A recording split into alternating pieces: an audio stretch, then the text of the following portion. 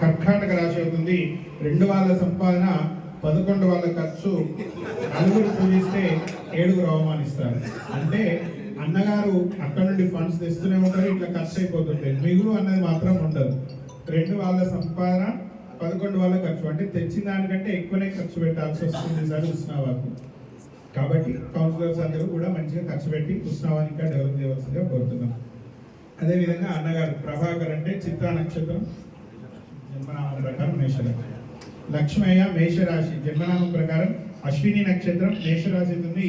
మేషరాశికి 11 వాళ్ళ సంపాదన 5 వాళ్ళ ఖర్చు, అంటే అన్న దగ్గర ఉన్నాయని మనకే పెడతారు ఈ విధంగా. కాబట్టి ఉత్సవాలను ఇంకా డెవలప్ చేయడం జరుగుతుంది. శ్రీ పరాభవన సంవత్సర నూతన తెలుగు సంవత్సర ఉగాది శుభాకాంక్షలు. ఈ ఉగాది పర్వదినం అందరికీ వచ్చే సంవత్సరం అంతా కూడా శుభం జరగాలని భగవంతుని ప్రార్థిస్తూ అందరూ సర్వేజన సుఖినోభవి. అందరూ పరాభవం అంటే మనకేదో అవమానమైనటువంటి సంవత్సరం భావిస్తారు. పరా అంటే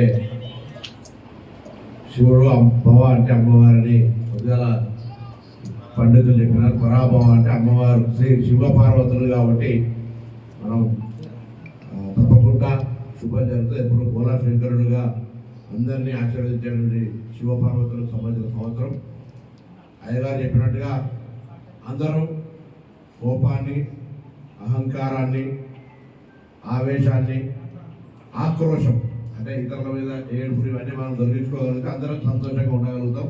నాతో సహా భగవంతుని అదే ప్రార్థిస్తా ఉన్నా, నాకు కూడా కోపం రాకుండా, ఆక్రోశం రాకుండా, అంటే అందరితో మాట్లాడినప్పుడు నేను కూడా ప్రార్థించుకోవాలి కాబట్టి అందరూ కూడా అటువంటి ఆశీర్వచనం భగవంతునికి ఇవ్వాలని కోరుకుంటూ, అది అందరికీ శుభం.